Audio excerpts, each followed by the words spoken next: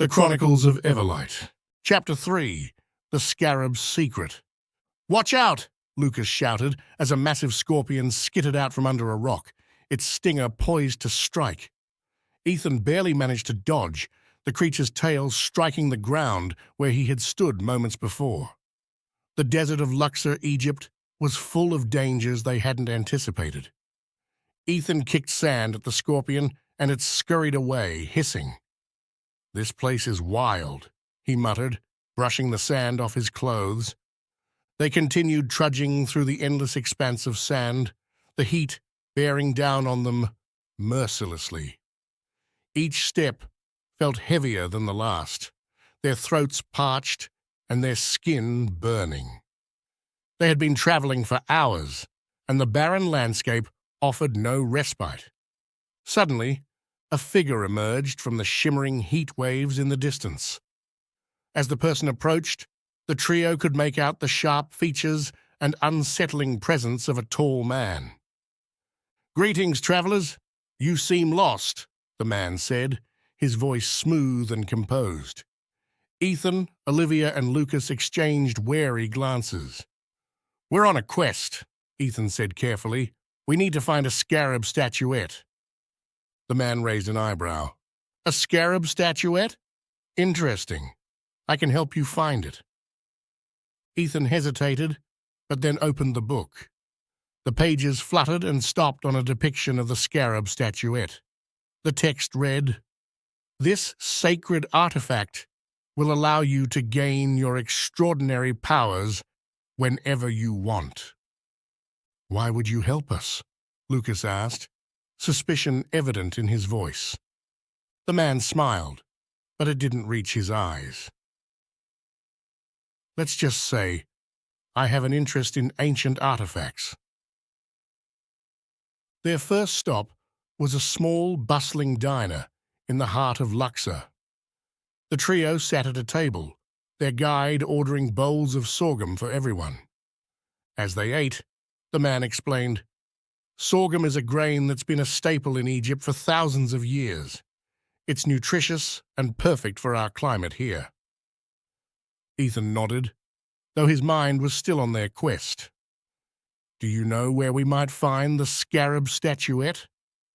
The man took a long sip of his drink before replying. "There are many places it could be. We'll need to explore thoroughly." When the trio was distracted, the man slipped out the back of the diner. Behind the building, hidden from sight, he transformed into Set, the god of chaos and deception. His regal bearing and malevolent grin were stark in the moonlight. With a flick of his hand, Set changed his appearance again, adopting a completely different guise before re-entering the diner. Returning to their table, he now looked like an older, kindly man with a walking stick. The trio blinked in confusion. "Where did that other guy go?" Lucas asked, frowning. "Oh, he had to leave unexpectedly," the older man said with a reassuring smile. "He asked me to assist you in his stead. He had pressing matters to attend to, but he assured me that I could help you just as well." Ethan, Olivia, and Lucas exchanged doubtful looks, but eventually nodded. "All right," Ethan said slowly. "What's your plan?" "I've asked around," the older man continued, his voice now softer, more trustworthy. "There's an old temple nearby that might have what you're looking for." Their next destination was an ancient temple, hidden behind layers of sand and time. Inside, the walls were adorned with intricate hieroglyphics and carvings that told stories of gods and pharaohs. They stumbled upon a golden ankh resting on an altar, its surface shimmering in the dim light. "This must be important," Olivia said, examining the symbol closely. She traced the intricate patterns with her fingers, feeling the ancient power emanating from it. Etched into the ankh were the words, "Pharaoh Taharka Ne-Sut-Biti, the Great House." Ethan nodded. "The ankh is a symbol of life, Maybe it's a clue or another artifact we need. As they explored the temple further, they marveled at the statues and relics dedicated to various gods. The air was thick with the scent of incense and the echo of ancient chants, making them feel as though they had stepped back in time. "We should return this to its rightful place," Lucas suggested, looking at the inscription. Olivia agreed. "Pharaoh Tahaka's palace isn't far from here. Maybe it will lead us to what we need." The palace of Pharaoh Tahaka was grand, with towering pillars and opulent decorations. Guards eyed them warily as they approached, but the sight of the golden ankh seemed to earn them entry. Inside, they were led to a vast hall where Pharaoh Tahaka himself awaited. He was a regal figure, his presence commanding respect and awe. As they presented the ankh, the room shimmered with a strange light. Pharaoh Tahaka's form began to change, revealing himself as Horus, the great Heru, the falcon-headed god of the sky. "Who brings this ancient symbol to me?" he asked, his voice echoing with divine authority. Ethan stepped forward, trying to steady his voice. "My name is Ethan. We found this in an ancient temple and believed it belonged here." Horus looked at Ethan with piercing eyes. "Jahuti?" Ethan shook his head. "No, my name is Ethan." Horus nodded, seemingly satisfied. "You have done well, mortals. The ankh is indeed an important artifact. It symbolizes life and protection. Your journey is guided by forces greater than you know." Throughout their journey, their guides kept disappearing, and new people came back, saying the other one had to do something, like one of them claimed he needed to check on his camels, only to return as a merchant offering directions. Another time, one of them said she had to visit a distant relative, and a scholar with a map came back saying that the previous guide left him in her stead. Whenever they did something significant, like finding the Ankh or meeting a Nech Heru, their guide would vanish, and another would appear just in time to provide crucial guidance. "Why do our guides keep leaving?" Lucas asked one evening as they camped under the stars. "Maybe they're just really busy," Ethan suggested, though he didn't sound convinced. "I don't trust them. They're not like us," Olivia muttered, "and they always seem to know too much."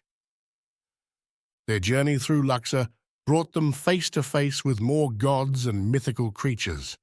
They encountered Sobek, the crocodile-headed god of the Nile, emerging from a shimmering oasis. "What brings mortals to my domain?" he asked, his voice a deep rumble. "We're on a quest to find a Scarab statuette," Ethan replied. Sobek nodded thoughtfully. "A dangerous journey. Be wary of who you trust." Next, they encountered Hathor, the goddess of love and motherhood, who sat on a sunlit dune, her presence radiant and comforting. She waved at them with a serene smile, and they felt a warm, protective aura envelop them momentarily. "May your hearts be light and your journey safe," she called out. They marveled at the sight of Mahat, the goddess of truth and justice, who weighed the hearts of the dead against a feather. "Truth is your guiding light," she intoned as she passed by them, her feather gleaming in the sunlight. At one point, they met Bastet, the cat-headed goddess of home and fertility, lounging gracefully on a rooftop. "You are safe under my protection," she purred, her eyes glinting like emeralds. The trio also spotted a majestic figure with the head of a lioness and the body of a woman, Sekhmet, the goddess of war and healing. Olivia's eyes widened in admiration. "She's so powerful," she whispered. Despite these divine encounters, the strange guide's patterns of behavior continued to unsettle them. Each time one left and another returned, Olivia's suspicions grew. When they were finally leaving Luxor, Their guide ducked out just like the others. Olivia, suspicious, told Ethan and Lucas she had to use the bathroom and followed him.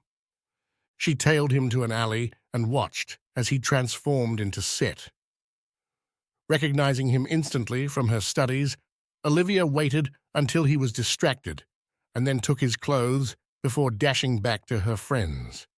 She explained everything breathlessly. "I didn't use the bathroom. I followed him. That man is Set, the god of chaos and deception." Ethan and Lucas stared at her in shock. "Are you sure?" Ethan asked. "Positive," Olivia replied, holding up his clothes. As they searched through them, they found the Scarab statuette. "Wait, was the guide the same person the whole time?" asked Ethan, the pieces starting to come together. "I think so. He was tricking us, shape-shifting with the transformative power of the Scarab," said Olivia furiously. "He had it all along," Lucas said, his voice filled with frustration. They abandoned Set and ran until Luxor was far behind them. Their legs burned from exertion, and their breaths came in ragged gasps, but they didn't stop until they discovered a temple with a Scarab emblem on the front. Cautiously, they entered the ancient structure. The air inside was cool and filled with a faint, otherworldly glow. At the center of the temple stood Khepri, the god of the Scarab and transformation, his presence both awe-inspiring and humbling. "You have come far, young ones," Khepri said, his voice resonating with the wisdom of ages. Ethan stepped forward, holding out the Scarab statuette. "We brought this for you." Khepri took the statuette from them and held it aloft. A brilliant light engulfed the temple as he channeled his energy into the artifact. When he finished, the statuette glowed with a new, powerful light. "This will allow you to gain your godly powers whenever you need them," Khepri explained, handing the statuette back to Ethan. Just then, a blast of lightning shattered the temple wall. Set stormed in, his eyes blazing with fury. "You think you can escape me?" Khepri stepped forward, his eyes narrowing. "Set, your chaos ends here. These young ones have a destiny far greater than your schemes." Set's presence filled the temple with a dark, oppressive energy. He unleashed a barrage of lightning bolts, each one crackling with destructive force. Khepri countered with blasts of divine energy, the two gods locked in a fierce battle. Ethan, Olivia, and Lucas grabbed the book, which began to glow intensely.